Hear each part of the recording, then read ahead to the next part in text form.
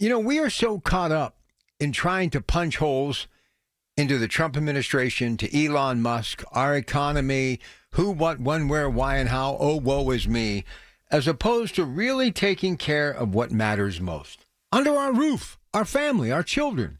We want to blame everybody for everything. And do you understand, if there are kinks or chinks in the armor, if you will, whether it comes to our military, whether it comes to our teachers, whether it comes to those who are trending social media that have become these influencing giants, if you will, that are making millions, we created all of this because we stopped doing the right thing in America. We made everything easy. We gave everybody a trophy for something. If we could just simply get back, even for a generation, and I'm talking 10, 15 years, just bring back that blueprint that many of us grew up with. And I'm not talking about my age. I'm talking about a little younger, 30s, 40s, 50s. We were all a part of the greatest generation. People that got up every day and worked so hard to change the course of their life. Look, I don't want all the candy in the candy store. I just want one piece to savor and to enjoy. We have this thing that we're like entitled, and we're not. And whatever happened to the chain of command? Grandparents, parents, and children. One of the things that really upsets me, and I'm just going to tell you this right now, and I don't normally call people out on the carpet, but I'm going to. I cannot stand parents who get advice from their parents out in public about their children and how they should kind of reel them in when the parent starts talking to their parents like they don't know anything. Like, you did things your way and that was then. Well, this is now. Well, guess what? You turned out okay. Why are we so inept and why are we so afraid to take advice? And I'll tell you the other thing. I see children that lambaste their parents out in public, in a restaurant, a shopping plaza, a mall, a grocery store. Dear God. And I feel to the point of embarrassment because I know the parent is literally melting in front of my very eyes. Why am I bringing all this up? Because it goes back to what we've been talking about. The lack of respect for government, the lack of respect for teachers, the lack of respect for law enforcement. Why we have nobody stepping up to want to be a police officer? Because nobody respects the law.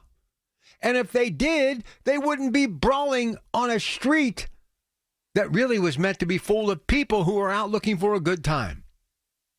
If they did, they wouldn't be being put in jail in record numbers. And it's happening everywhere. People from all walks of life. If we don't get a handle on some of these things that are happening in our schools and in our communities, who is going to be running our society? All of us, when we get a little bit older and we start to see a few wrinkles, a little less hair, our get up and go is get up and gone, we say to ourselves, boy, I'd give anything to be younger. Man, to have that old jump in my step again. If I had to go through what I've seen in the last 20 years with the inept ability of me, oh, woe is me attitude, listen, I know it's tough out there. But if I have one more person that tells me, well, you know what those fast food restaurants pay, don't you? Or a convenience store pays. I'm talking about a job for my kid. It's not about money. It's about responsibility. It's about responsibility. My father one time made me move a dirt pile from one end of the driveway to the next. And I thought I was tough. 17, muscles, strong, could fight, could do anything. He said, you better put some gloves on. I said, I don't need any gloves. I said, okay, fine. So, yeah, blisters set in, and I felt the pain. And I can remember him holding my hands over the sink with that peroxide and a little methylate or iodine, and it hurt. He said, sometimes things hurt a little before you figure it out. It's like the president, something else, he said. Going to feel a little bit pain before it gets better. Economists disagree. Why? Because there are some heavy hitters losing money right now. But how else is this guy going to make America want to work again? I mean, look at his kids. You may not like him, but his kids are pretty solid. So he or somebody was doing something right, or he led by example. We're upside down, America. Let's get it going again. 866-391-1020. Going to be a busy hour here on the phone lines. Call in. Shane, you're on the air with your Pratt Pack. Kdka, how you doing? Hey, Rob. How you doing? Good, man. You're hitting the nail on the head. Yeah, we're definitely living the upside down. I think it's part of the reason Trump won is because he was always talking about common sense. And I think, in some ways, still people get that. But common sense has kind of was derived from society as long with morality.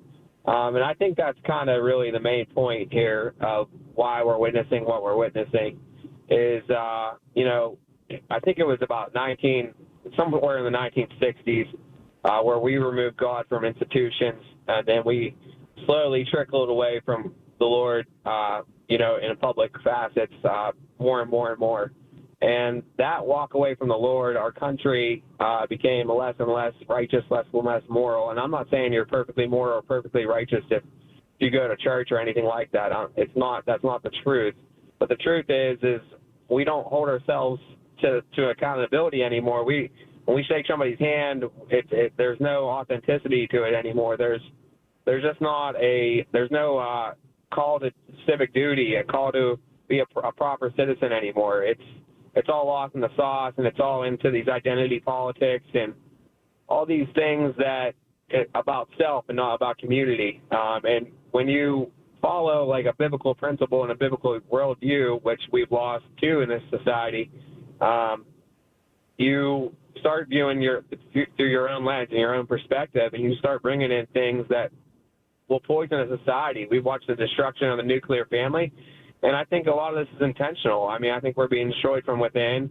You can beg to differ, but the truth is we've walked away from God, and that's why I think we're seeing the true destruction in our country, and why we're not, a civil people and a people that really want to take care of this community and country.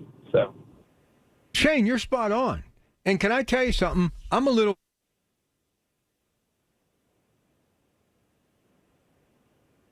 guilty of not doing the right thing many times in my life, but I have learned the hard way that you have to do the right thing, and a little religion can go a long way. Do I believe in all the bells and whistles and everything? I doubt some, but I know one thing. I don't want to be, just saying no and be right. I would rather say yes and be wrong, so at least I'll have some hope in my life while I'm here. And if I actually get to that place that is heaven, man, that's like hitting the golden ticket. So it's a win-win.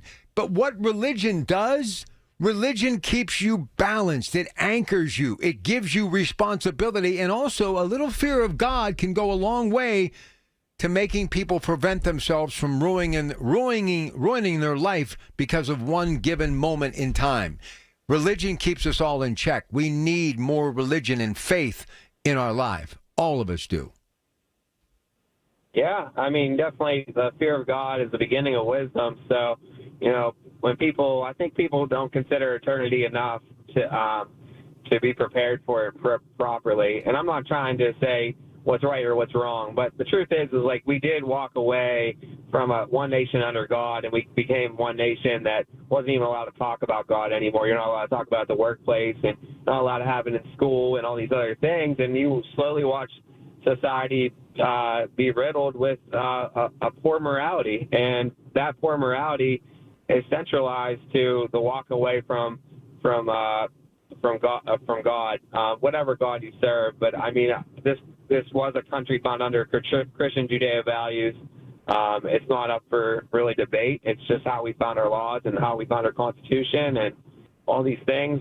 So I think since we got so far away from that is why. And they did say, the founders said, if we're not a moral people, you won't have a country. So that's, I mean, really why we see it, and that's what your whole monologue was about, is that we're not being the right people in our own houses. So how can we expect things outside of our houses to get better if we're not being, who we need to be at home? So. Need to be heroes. We need to be heroes to our children. We need to make them understand that they are important. And Shane, I couldn't have said it better myself. A great call. We're going to go to Jack in West Virginia next. Stay with us. Your Pratt Pack. Very eye-opening program tonight. Glad you could join us. We're here till 10.